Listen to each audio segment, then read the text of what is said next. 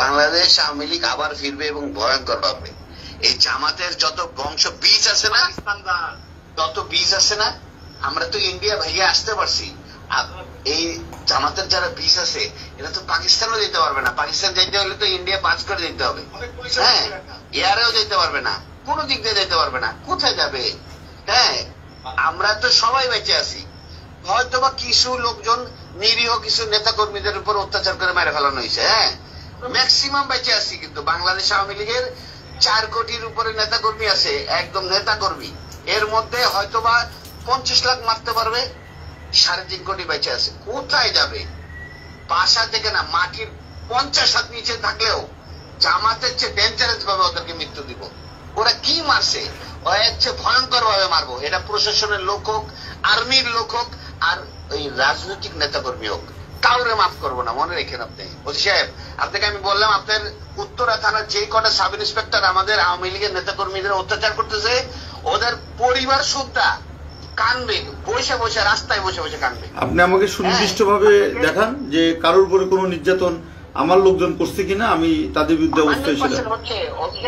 শোনেন, আমরা কোন অত্যাচারিত হয়ে আপনার মতো একজন থানা ইনচার্জকে ফোন করে এই রাত 1টা বাজে আপনাকে ফোন করে এত ডেসপারেটনেস কথা বলতেছে, আপনি বুঝতে পারতেছেন না আমাদের ওয়ালে কতটুকু পিঠ থেকে গেছে? হ্যাঁ, আমরা কিন্তু মার্ডার মামলার আসামি, 47টা মার্ডার মামলার আসামি। জানিও না কয়টা মার্ডার করছি। হ্যাঁ, আমি কিন্তু জানিও না যে আমি কয়টা মার্ডার মামলা করছি। কিন্তু আপনারা আমাদের নামে একটি মামলাও, আপনার একটি মামলাও কিন্তু পুলিশবাদী মামলা না। ওসি সাহেব, পুলিশি মামলাগুলো নিছে বিনা তদন্তে। হ্যাঁ, একটা আইন কাঠামোতে কোনোদিন বিনা তদন্তে কোনো মামলা হয় না। আপনার পুলিশ এতগুলো মারা গেল, কই আপনার তো একটা মামলা ফাইল করতে বলেন না আজ পর্যন্ত? ওসি সাহেব, এটা তো আমাদের ব্যর্থতা। আপনাদের চাকরি করা উচিত না। এটা সত্য, এটা সত্য। এই পুলিশগুলো যাই হোক, আওয়ামী লীগ বলেন, ধরেন ওরা আওয়ামী লীগের পরিবারের, কিন্তু পুলিশ ছিল তো।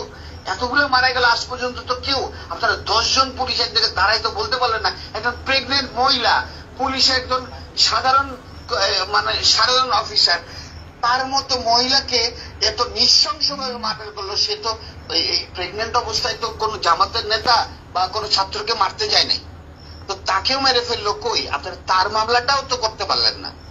তা আপনারা এগুলো সিদ্ধান্ত হচ্ছে, এগুলো সব মামলা হবে, কোন সিদ্ধান্তই আপনাদের বাস্তবায়ন হবে না।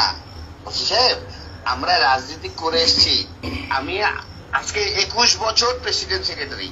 আমার কি ওই ধারণা নাই বাংলাদেশের রাজনীতি কোন দেশের কথায় চলে? হ্যাঁ, আমেরিকা কয়দিন সেভ করবে সাহেব?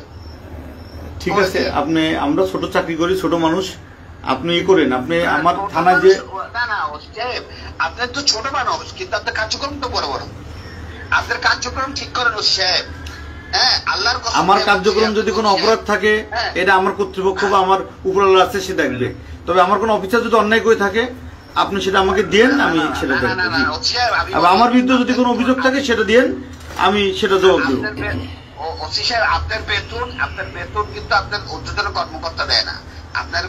আপনার বেতন কিন্তু বাংলাদেশ গণপ্রজাতন্ত্রী সরকার, বাংলাদেশ প্রজাতন্ত্রী সরকার, মানে আমি যদি কোনো, আপনি প্রায় 10 মিনিট কথা বললেন আমার সাথে, এর মধ্যে যদি একটি অভিযোগ আমার বিরুদ্ধে দেখান যে আপনি দেখাতে পারছেন কিনা, এভাবে গড়ে কথা বলতে হবে না।